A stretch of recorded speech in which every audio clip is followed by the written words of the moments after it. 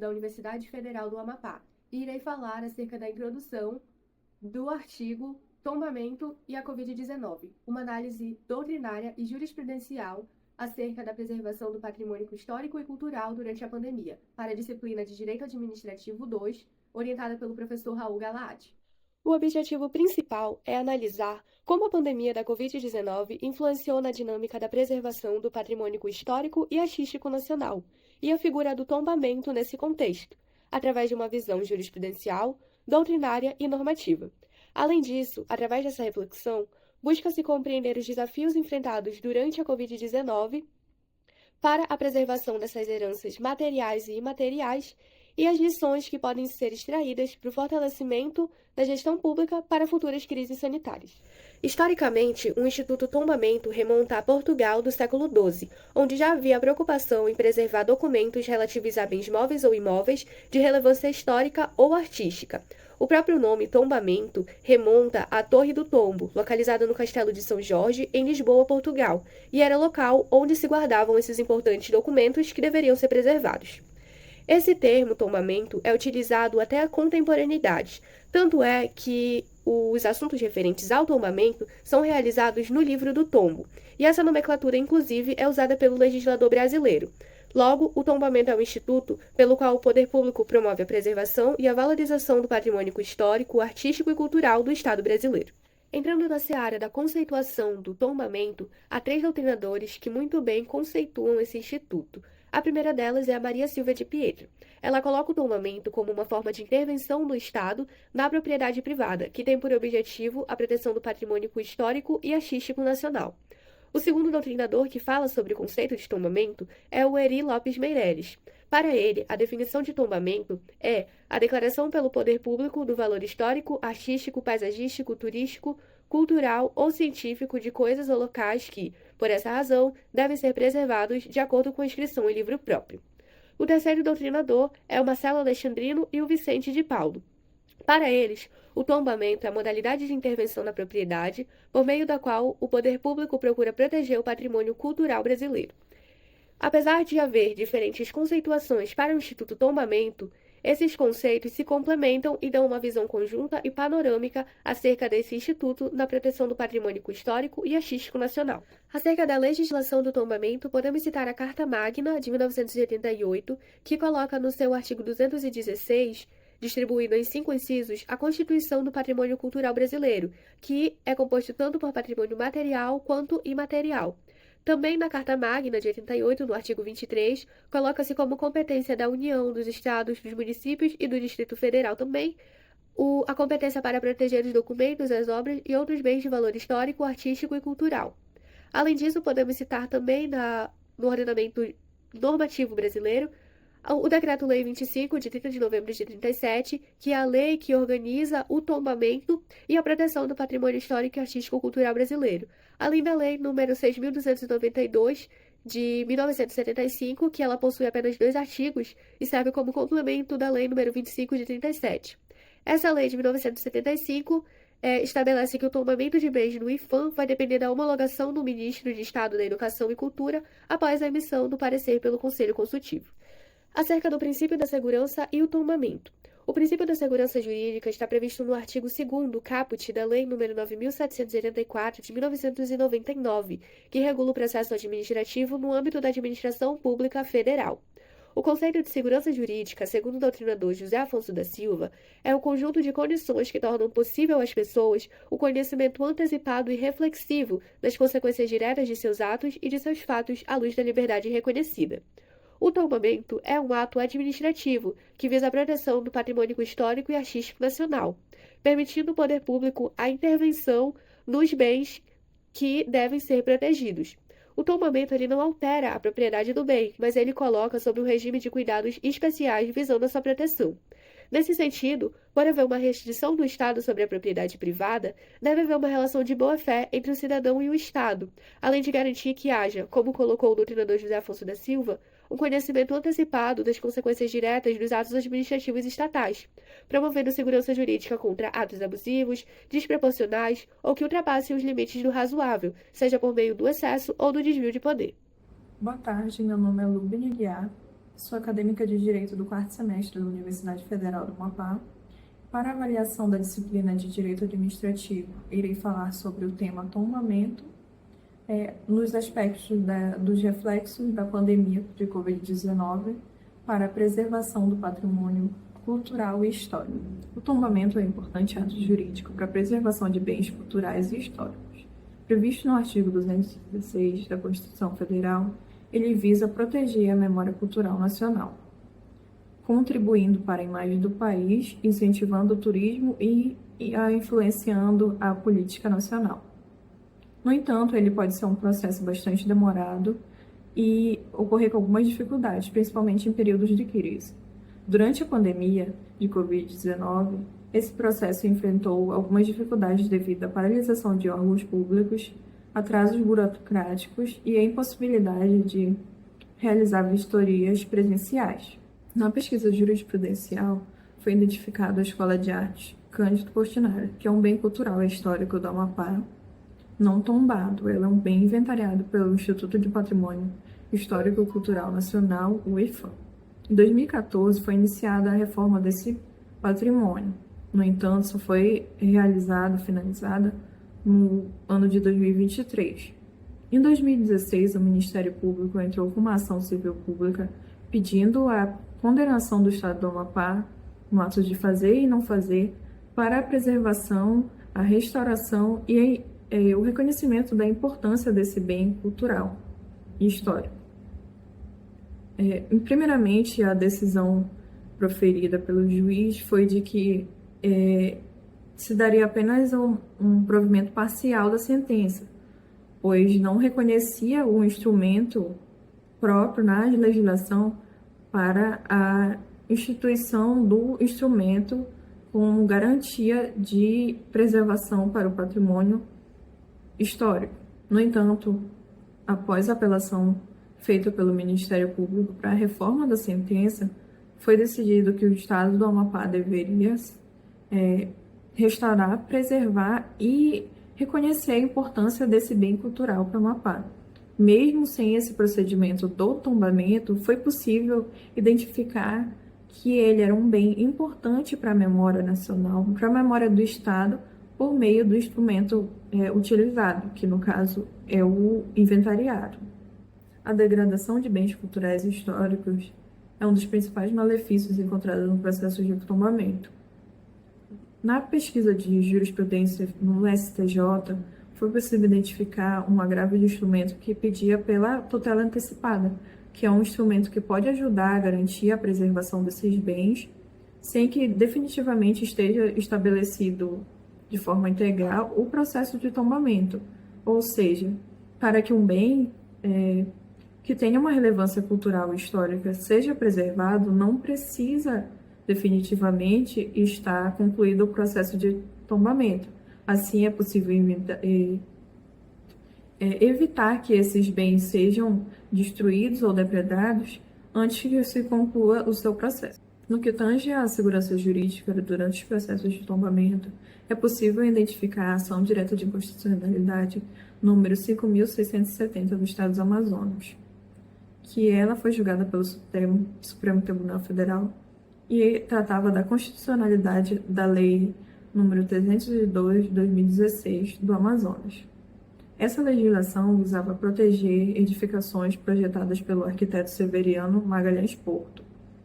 No entanto, ela foi questionada a sua constitucionalidade pelo governo do Amazonas, que argumentava que somente o Poder Legislativo teria a competência para proceder com o tombamento dessas edificações.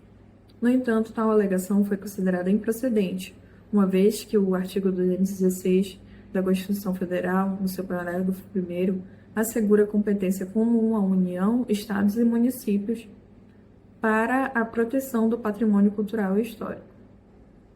Além disso, foi identificado o precedente que reconhecia a competência do Poder Legislativo para realizar o tombamento por meio de ato normativo, desde que respeitasse a ampla defesa e o contraditório do proprietário do bem. Contudo, a lei estadual não acarreta tombamento definitivo, sendo necessário seguir-se o procedimento estabelecido no Decreto-Lei número 25 de 1937, para que seja respeitado o devido processo legal e que haja uma coesão entre os papéis do Poder Legislativo e Executivo. Essa decisão fortalece a proteção do patrimônio histórico e ela cria um precedente para que outros estados e municípios possam legislar sobre a temática para que possa ser feita a preservação dos bens sem comprometer a segurança jurídica dos proprietários e investidores.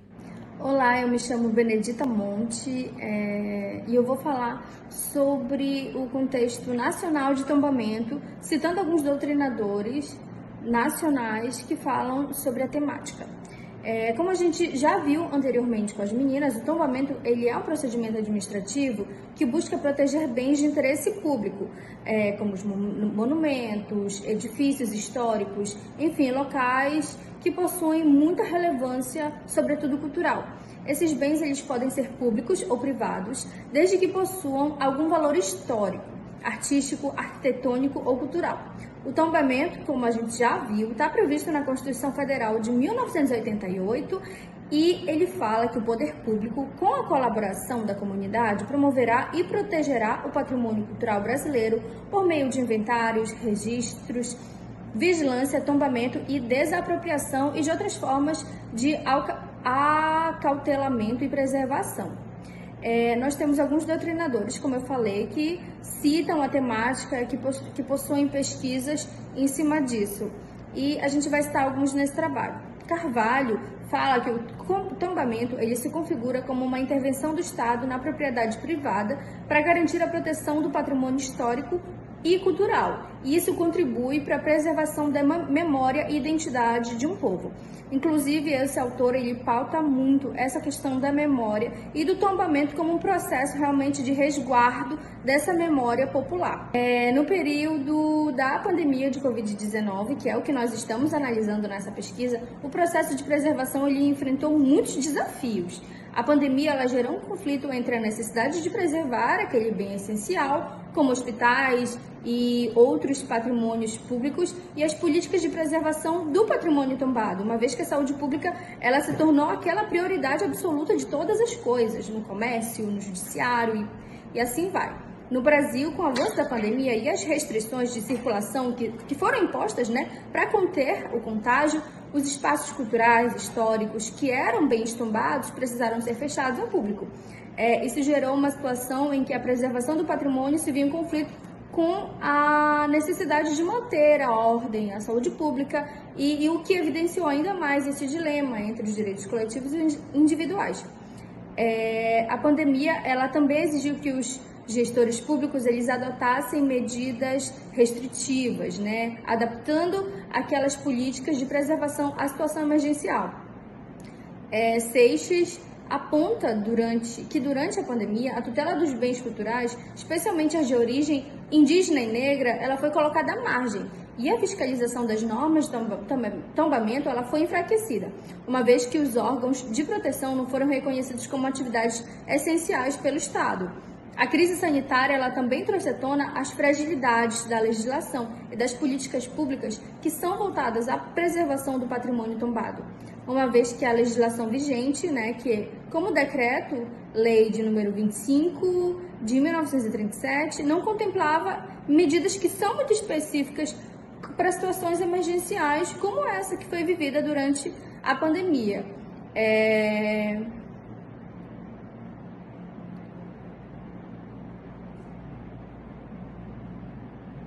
O fechamento dos espaços culturais e principalmente turísticos, ele afetou muito a preservação do patrimônio, especialmente aqueles tombados, o que dificultou o acesso do público e comprometendo o engajamento da sociedade também na valorização daqueles bens. A falta de mecanismos alternativos nas políticas de preservação revelou também a necessidade de uma atualização das normas que regulamentam o tombamento, a fim de garantir que esses bens tombados eles possam ser protegidos mesmo em contextos de crises.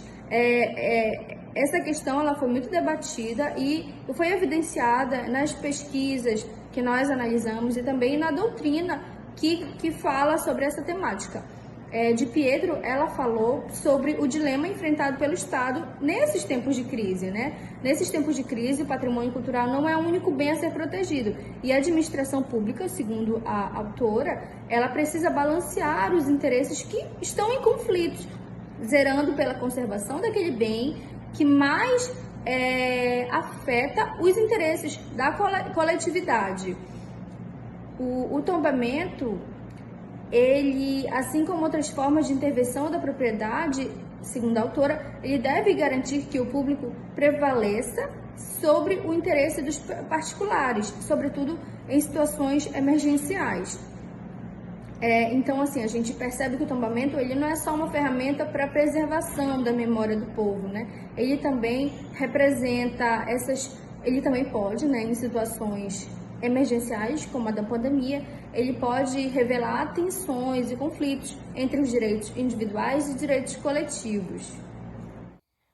Eu me chamo Gabriele Vitória Souza Picanso, sou acadêmica de Direito da Universidade Federal do Amapá e eu vou tratar sobre o artigo Tombamento e Covid-19, uma análise doutrinária e jurisprudencial acerca da preservação dos patrimônios históricos e culturais durante a pandemia da Covid-19. Esse artigo foi produzido para a disciplina de Direito Administrativo 2, ministrada pelo professor Raul Galati. Em relação à doutrina e legislação estrangeira, o grupo utilizou no artigo como comparativo a legislação italiana. E assim como na Constituição brasileira, a Constituição italiana ela prevê a preservação dos patrimônios históricos e culturais no seu artigo 9º. Com vista a cumprir com esse artigo, foi criado o Decreto-Lei número 42 de 2004, que vai disciplinar sobre a preservação desses bens culturais. Nele está escrito que quem é responsável pela regulamentação dessa lei é o Ministério da Cultura, o que seria no Brasil o equivalente ao IFAM. Na lei mencionada, o artigo 10 prevê que os bens culturais são aqueles bens móveis e imóveis que apresentam um interesse artísticos, históricos, arqueológicos e etnoantropológicos. E buscando aprofundar o entendimento da legislação italiana, o grupo utilizou o livro Manual de Direito Administrativo do jurista italiano Marcello Claritti. Na doutrina, o jurista ele vai fazer a diferenciação entre os bens de interesse privado e os bens de interesse público. Os bens de interesse privado ele vai ser tratado exclusivamente pelo direito civil italiano, enquanto que no outro o interesse público ele é intrínseco ao bem, como, por exemplo, uma estátua, um edifício histórico ou uma obra de um artista. Marcello Claritti ele também vai apontar que existem duas etapas para a identificação desses bens culturais. A primeira seria localizar os bens de interesse público e fazer a declaração deles. Com essa declaração, precisa seguir o que está previsto no artigo 13 ao 15 da referida legislação, em que o superintendente, ao declarar esse bem de interesse público, ele vai notificar o proprietário e o proprietário tem um prazo de 30 dias para apresentar qualquer observação. Já a segunda etapa, ela consiste na conservação e preservação desses bens, em que qualquer remoção, demolição ou obra, ela precisa ser autorizada pelo Ministério da Cultura. E os custos dessas modificações, elas são de responsabilidade do proprietário. Mas também o Estado ele é passível de qualquer contribuição, como previsto no artigo 31 da referida lei. O doutrinador ele ainda aponta que no artigo 38 da Lei 42 de 2004 é previsto que se o Ministério da Cultura apontar que existe ali um interesse público excepcional, pode haver negociações ou tratos ali entre o proprietário e o Estado para que esse bem ele possa ser acessado pela população. Sendo assim, é possível observar no Brasil e na Itália as semelhanças sobre o tombamento, uma vez que ambas apresentam normas constitucionais e infraconstitucionais que vão tratar sobre a conservação e preservação dos patrimônios culturais e históricos.